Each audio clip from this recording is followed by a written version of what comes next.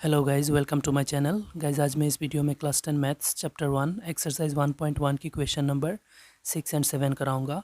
और गाइस, इससे पहले की वीडियोस में मैंने क्वेश्चन 5 तक करा दिया इसी एक्सरसाइज का, और बाकी जितना बचेगा इस चैप्टर का क्वेश्चंस वो भी करा दूंगा, और लिंक में वीडियो की डिस्क्रिप्शन में डालता रहूँगा, देख लीजिएगा। और गाइस, अगर आप लोगों ने अभी तक इससे पहले की चैप्टर जो रिवीजन है वो सब नहीं पढ़ा है तो मेरे चैनल से पढ़ सकते हो। मैंने रिवीजन चैप्टर कम्प्लीटली करा दिया है और लिंक वीडियो की डिस्क्रिप्शन में डाल दूंगा, देख लीजिएगा। अब आइए क्वेश्चन को देखते हैं। क्वेश्चन ने क्या कहा है। Himadri has a collection of 625 Indian postal stamps and 325 international postal stamps. She wants to display them in identical group of Indian and international stamps with no stamp left out. What is the greatest number of group Himadri can display the stamps? अब देखो guys, question ने क्या कहा है, मैं अच्छे से समझाता हूँ और इसको करेंगे कैसे वो भी समझा देता हूँ। देखो गाइस, क्वेश्चन ने कहा है कि हिमाद्री के पास 625 इंडियन पोस्टल स्टाम्प्स और 325 इंटरनेशनल पोस्टल स्टाम्प की कलेक्शन है, और वो चाहती है कि इनको कुछ आइडेंटिकल ग्रुप्स में बांटना चाहती है, दिखाना चाहती है। और हमें पूछा है कि क्वेश्चन ने कि वो कितना ग्रुप्स बना सकती है हाईएस्ट। गाइस देखो, 625 उसके पास स्टाम्प है इंडियन पोस्टल का, और 325 इंटरनेशनल पोस्टल है उसके पास। तो वो चाहती है कि उनको ग्रुप्स में बांटना चाहती है। देखो गाइस, अब स्टाम्प्स का संख्या जितना ग्रुप का संख्या उतना ही होगा, या उससे ज़्यादा होगा, या उससे कम होगा? उससे कम ही होगा। देखो, ग्रुप्स एक एक से तो ग्रुप नहीं बनता है, तो ऑब्वियसली यहाँ नंबर ऑफ स्टाम्प्स जितना है ग्रुप्स का संख्या उनसे कम ही होगा। तो गाइस देखो, अगर ऐसे क्वेश्चन आए तो हमें क्या निकालना पड़ेगा, HCF निकालना पड़ेगा। दो नंबर्स दिया हुआ है, आंसर उनसे कम निकालना है। इस टाइप की क्वेश्चन को हमें हल करने के लिए HCF निकालना पड़ेगा।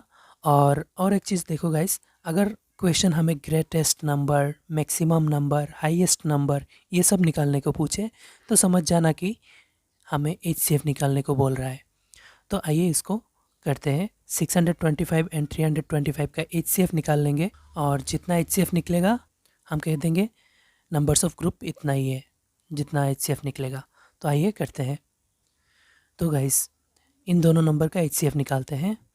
देखो गाइस, HCF तो हम पहले भी निकाल कर आए हैं इस चैप्टर में, इसी एक्सरसाइज में, यूक्लिड्स डिवीज़न एल्गोरिथम से। तो हम इन दोनों नंबर्स का भी HCF निकालेंगे यूक्लिड्स डिवीज़न एल्गोरिथम से, जैसे कि पहले भी किया था। तो पहले लिख लेते हैं ये दोनों नंबर, एक है 625 है और दूसरा है 325। अब गाइस, इन दोनों में बड़ा कौन सा है, ये है, तो बड़ा वाले को हम A पकड़ते हैं और छोटे वाले को B पकड़ते हैं। तो गाइस, यहाँ लिख लिया यूजिंग यूक्लिड्स डिवीज़न एल्गोरिथम, क्योंकि हमें यूक्लिड्स एल्गोरिथम यूज़ करके उनका HCF निकालना है, इसीलिए लिख लिया। और इसका फॉर्मूला क्या है, A = BQ + R। तो गाइज़, यहाँ हमने कहा था कि बड़े वाले को A पकड़ेंगे और छोटे वाले को B पकड़ेंगे, B से A को डिवाइड करेंगे। देखो, यूक्लिड्स का जो एल्गोरिथम है ये डिवाइड ही है। देखो कैसे, यहाँ डिवाइड करेंगे 325 से हम डिवाइड करेंगे 625 को। ये A है, ये B है। B से A को डिवाइड करेंगे, कितने टाइम्स जाएगा, देखो 1 टाइम्स जाएगा। 1 टाइम गया तो 325। अब 625 से 325 माइनस किया तो 300 रह गया। तो ये Q निकला ऊपर, और नीचे निकलता है R, और B से A को डिवाइड करने के बाद ही निकलता है वो सब। तो हम इन सब को इसी फॉर्मूला पे लाके बिठा देंगे। देखो, A कौन सा है, 625, और B क्या है, यहाँ B छोटे वाले को B पकड़ते हैं, 325 इंटू Q कितना है, Q 1 है, और उसके बाद फॉर्मूला में +R है, +R की जगह कितना है, 300 है, 300 लिख लेंगे। देखो गाइज, ये डिवाइड ही है जो हम उसी फॉर्मूला पे बिठा दिया। अब देखो गाइज, जब तक ये R की जगह 0 नहीं निकलता तब तक हम ये प्रोसेस रिपीट करेंगे। नेक्स्ट स्टेप में क्या करेंगे, ये जो B है इसको A बना देंगे और R को B बनाएंगे। देखो कैसे, 325 और R कितना है, 300 है, तो लिख लिया। अभी 300 से 325 को डिवाइड करेंगे, 300 से 325 को। कितने टाइम्स जाएगा, 1 टाइम से जाएगा, 1 टाइम्स गया तो कितना हुआ 300, तो 325 से 300 गया तो 25 बचा। अब ये Q है, ये R है, ये B, ये A, तो लिख लेते हैं ये A है, A equal B into Q, Q कितना है 1 है, प्लस R, R कितना है 25 है। अब गाइस अभी भी ज़ीरो नहीं आया तो फिर से स्टेप रिपीट करेंगे, B को A बना देंगे 300 और R जो है उसको हम B बना देंगे 25 को। अभी डिवाइड करेंगे 25 से, फिर से 25 से 300 को डिवाइड करना है, 12 टाइम्स जाएगा, 12 टाइम्स गया तो 300 होगा, 300 से 300 चला गया तो 0। तो गाइज यहाँ Q कितना निकला 12 निकला, प्लस R, R कितना निकला 0। तो देखो गाइज यहाँ R की वैल्यू 0 आ गया, तो गाइज जिस लाइन पे R की वैल्यू 0 आता है उसी लाइन का B जो होता है वही HCF होता है। देयरफॉर यहाँ HCF हो गया कितना 25। तो क्वेश्चन ने हमें कहा है कि what is the greatest number of group Himadri can display the stamps, तो therefore greatest number of group 25, तो यहाँ लिख लेते हैं।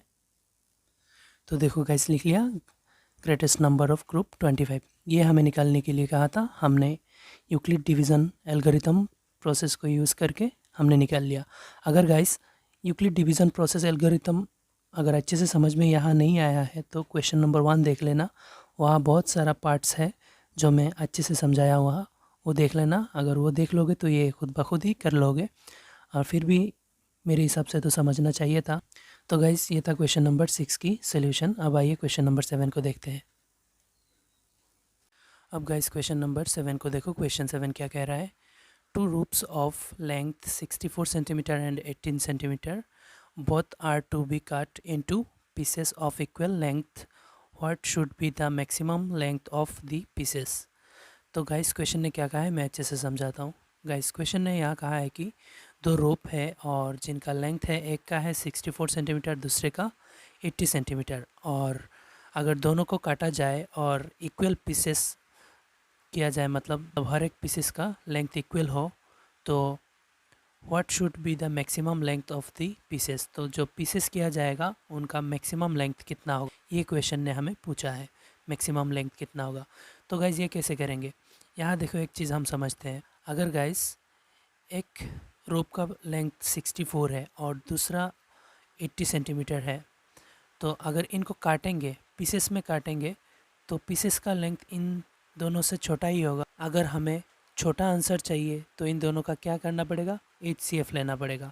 और एक चीज़ मैंने पहले भी कहा था, मैक्सिमम कुछ भी कहता है, और मैक्सिमम नंबर ऑफ़ ये, मैक्सिमम नंबर ऑफ़ वो, highest number, greatest number, maximum length, अगर मैक्सिमम कह के कुछ कहे तो उनका हमें HCF ही निकालना पड़ता है, ये याद रख लेना। अब आइए इन दोनों का HCF निकालते हैं।